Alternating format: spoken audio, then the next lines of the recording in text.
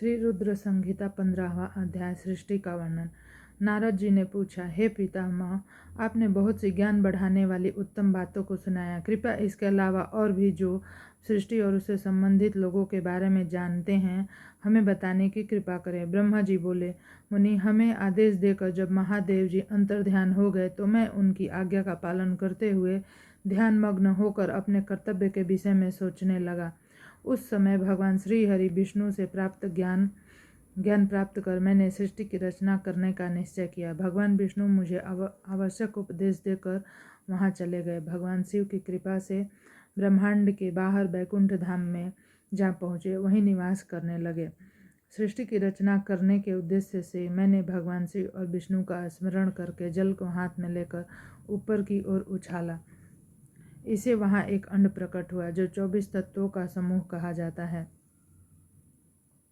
वह विराट आकार वाला अंड जड़ रूप में था। उसे चेतना प्रदान करने हेतु मैं कठोर तप करने लगा। 12 वर्षों तक तप करता रहा। तब श्री विष्णु हरि प्रकट हुए और प्रसन्नतापूर्वक बोले। श्री विष्णु ने कहा, ब्राह्मण, मैं तुम पर प्रसन्न हूँ। जो इच्छा हो वर मांग लो। भगवान शिव की कृपा से सब कुछ देने में समर्थ हूँ। ब्रह्मा जी बोले, महाभाग, आप मुझ पर बड़ी कृपा की है। भगवान शंकर ने मुझे आपके हाथों में सौंप दिया है। आपको नमस्कार करता हूँ। कृपया इस विराट 24 तत्वों से बने अंड को चेतना प्रदान कीजिए। मेरे ऐसा कहने पर विष्णु जी ने अनंत रूप धारण कर अंड में प्रवेश किया। उस समय उनके सहस्त्र मस्तक, सहस्त्र आंखें, सहस्त्र पैर थे। उनके अंड में प्रवेश करते ही वह चेतन हो गया। पाताल से सत्यलोक तक अंड के रूप में वहां विष्णु भगवान विराजने लगे। मेरे ऐसा कहने पर श्री विष्णु ने अनंत रूप धारण कर अंड में प्रवेश किया।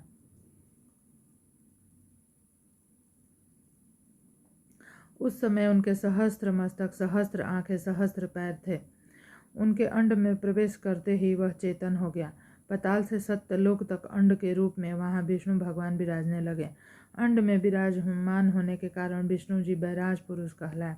पंचमुखी महादेव ने अपने निवास हेतु कैलाश नगर का निर्माण किया। देवर्षि संपूर्ण ब्रह्मांड का नाश होने पर भी बैकुंठ और कैलाश अमर रहेंगे, अर्थात इनका नाश नहीं हो सकता। महादेव की आज्ञा से ही मुझे में सृष्टि की रचना करने की इच्छा उत्पन्न हुई है।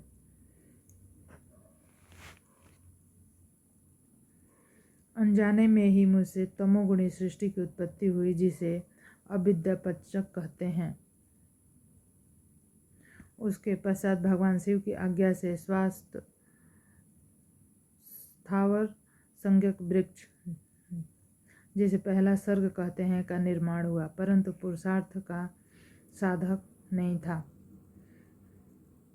अतः दूसरा सर्ग तिर्यक स्तोत्र प्रकट हुआ। यह दुखों से भरा हुआ था। तब ब्रह्मा जी द्वारा ऊर्ध्वश्रोतक नामक तीसरे वर्ग सर्ग की रचना की गई। यह सात्विक सर्ग देव सर्ग के नाम से प्रसिद्ध हुआ। यह सर्ग सत्यवादी और परम सुखदायक है। इसकी रचना के उपरांत मैं शिव चिंतन आरंभ कर दिया। तब एक रजोगुणी सृष्टि का आरंभ हुआ, जो अर्वाक नाम से विख्यात हुआ। के बाद मैंने 5 विकृत सृष्टि और 3 प्राकृतिक सर्गों को जन्म दिया। पहला महत्व, तो दूसरा भूतो, तीसरा वैकारिक सर्ग है। इसके अलावा 5 विकृत सर्ग है। दोनों को मिलाकर कुल 8 सर्ग होते हैं। 9वां कौमार्ग सर्ग है।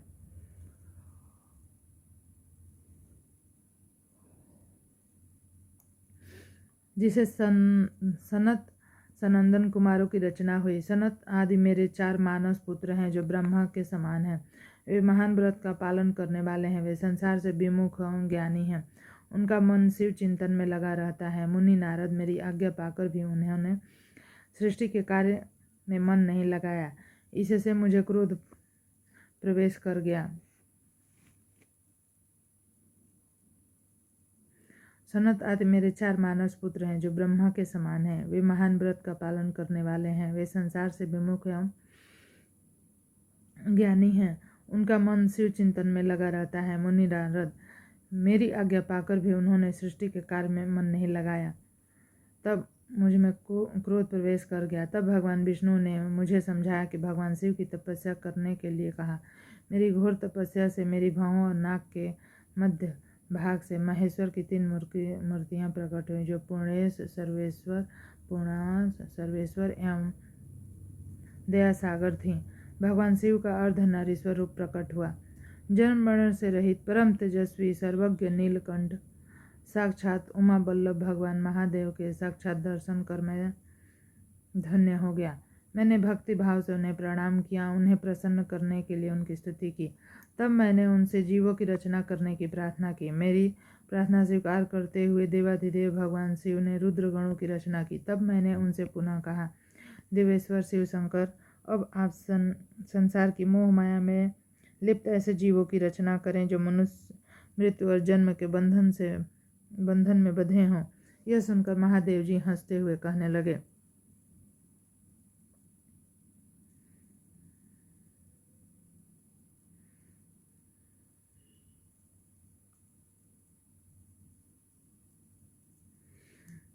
आप संसार की मोह माया में लिप्त ऐसे जीवों की रचना करें जो जन्म मृत्यु के बंधन में बंधे हों। यह सुनकर महादेव जी हंसने लगे। शिव जी ने कहा, हे ब्रह्मा, मैं जन्म और मृत्यु के भय में लिप्त जीवों की रचना नहीं करूंगा, क्योंकि वे जो संसार रूपी बंधन में बंधे होने के कारण दुखों से युक्त होंगे। मैं सिर्फ उनका उद्धार करूंगा, उन्हें परम ज्ञान प्रदान करूं, उनके ज्ञान का विकास करूंगा। हे प्रजापते, इन जीवों की रचना आप करें। मोह माया के बंधन में बंधे इस प्रकार के जीवों की सृष्टि करने का पर भी आप इस माया में नहीं बंधेंगे। मुझसे इस प्रकार कहकर महादेव शिव शंकर अपने पार्षदों के साथ वहां से अंतर्ध्यान हो गए।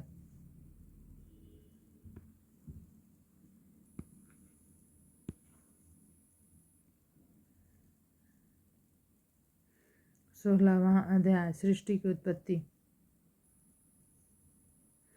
ब्रह्मा जी बोले, नारद, शब्द आदि पंचभूतों द्वारा पंचकरण करके उनके स्थूल आकाश, वायु, अग्नि, जल और पृथ्वी, पर्वत, समुद्र, वृक्ष, कला आदि गुणों से युगों और कालों की मैंने रचना की तथा और भी कई पदार्थ बनाया। उत्पत्ति और विनाश वाले पदार्थ का भी मैंने निर्माण किया, परंतु जब इससे भी मुझे संतोष नहीं हुआ तो मैंने माँ अम्बा सहित भगवान शिव का ध्यान करके सृष्टि के अन्य पदार्थों की रचना की और अपने नेत्रों से मरीच को, हृदय से भृगु को, सिर से अंगिरा को, कान से मुनिश्रेष्ठ प्लुहा को, उदान से पुलस्त्य को, समान से वरिष्ठ को, अपान से कृतु को और दोनों कानों से अत्रि को, प्राण से दक्ष को और गुद से तुमको, छाया से कर्दम मुनि को उत्पन्न किया। सब साधनों नाव के साधन धर्म को भी मैंने अपने संकल्प से प्रकट किया।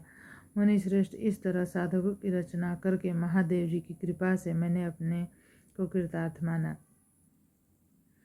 मेरे संकल्प से उत्पन्न धर्म मेरी आज्ञा से मानव का रूप धारण कर साधन में लग गए। इसके उपरांत मैंने अपने शरीर के विभिन्न अंगों से देवताओं व असुरों के रूप में अनेक पुत्रों की रचना करके उन्हें विभिन्न शरीर प्रदान किए। तत्पश्चात भगवान शिव की प्रेरणा से मैं अपने शरीर को 2 भागों में विभक्त कर 2 रूपों वाला हो गया। मैं आधे शरीर से पुरुष, आधे से नारी हो गया। पुरुष स्वयंभू मनु नाम से प्रसिद्ध हुए उच्च कोटि के साधक कहलाए। नारी रूप से शत्रुपा नाम वाली योगिनी परम तपस्विनी स्त्री उत्पन्न हुई। मनु ने वैवाहिक विधि से अत्यंत सुंदरी शत्रुपा का परिग्रह किया और मैथुन द्वारा सृष्टि उत्पन्न करने लगे। उन्होंने शत्रुपा को प्रियव्रत, उदानपाद नामक 2 पुत्र तथा आकुति, देवहूति, प्रसूति नामक 3 पुत्रियां प्राप्त हुई। आकुति का रुचि मुनि से, देवहूति का कर्दम मुनि से और प्रसूति का दक्ष प्रजापति से विवाह हुआ। इनकी संतानों से पूरा जगत चराचर हो गया। रुचि और आकुति के वैवाहिक संबंध में यज्ञ और क्षणिक नामक स्त्री, दक्षिणा नामक स्त्री पुरुष का जोड़ा उत्पन्न हुआ।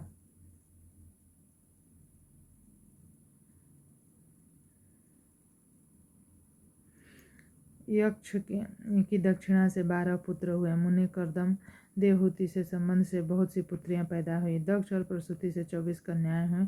दक्ष ने 13 कन्याओं का विवाह धर्म से कर दिया। ये 13 कन्याएं श्रद्धा, लक्ष्मी, धृति, तुष्टि, पुष्टि, मेधा, क्रिया, बुद्धि, लज्जा, वसु, शांति, सिद्धि करती हैं। अन्य कारक कन्या, ख्याति, सती, संभूति, स्मृति, प्रीति, क्षमा, संतति, अनसुया, ऊर्जा, स्वाहा और स्वधा का विवाह भृगु, शिव, मरीचि, अंगिरा, पुलस्त्य, पुलह, क्रतु, अत्रि, वशिष्ठ, अग्नि और पितर नामक मुनियों से संपन्न हुआ। इनकी संतानों से प्रियतर लोक भर गया। अंबिकापति महादेव जी की आज्ञा से बहुत से श्रेष्ठ प्राणी मनुष्य के रूप में उत्पन्न हुए। कल्प भेद से दक्ष की 60 कन्याएं हुई। उनमें से 10 कन्याओं का विवाह धर्म से, 27 का चंद्रमा से, 13 कन्याओं का विवाह कश्यप ऋषि से संपन्न हुआ। नारद उन्होंने 4 कन्याएं अष्टनेमी को ब्याह दी। भृगु, अंगिरा, कुलस्य से 2-2 कन्याओं का विवाह कर दिया। कश्यप ऋषि की संतानों से संपूर्ण त्रिलोकी आलोकित है। देवता, ऋषि, दैत्य, वृक्ष, पक्षी, पर्वत और लताएं आदि कश्यप पत्नियों से पैदा हुए। इस तरह भगवान शंकर की आज्ञा से ब्रह्मा जी ने पूरी सृष्टि की रचना की। सर्वव्यापी शिव जी द्वारा तपस्या के लिए प्रकट देवी, जिन्होंने रुद्रदेव ने त्रिशूल के अग्रभाग रखकर उनकी रक्षा की, वे सती देवी ही दक्ष से प्रकट हुई थीं।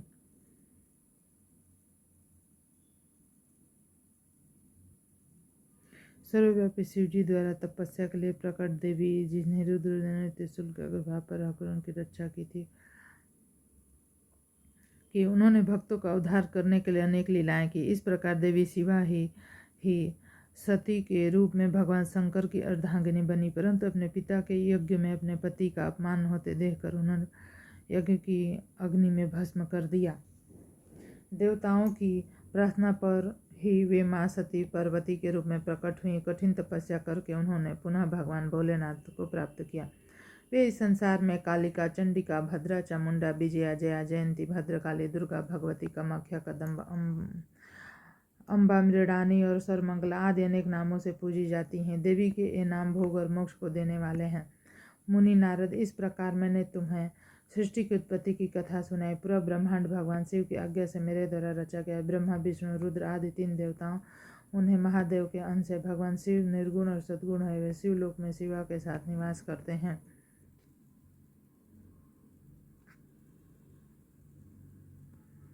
17वां अध्याय। इस विषय पे चर्चा पापी गुण निधि की कथा है। इस पे चर्चा अगले वीडियो में करेंगे। यह वीडियो आपको कैसा लगा कमेंट करके बताएं। चैनल को सब्सक्राइब करें, वीडियो को लाइक करें और शेयर करें।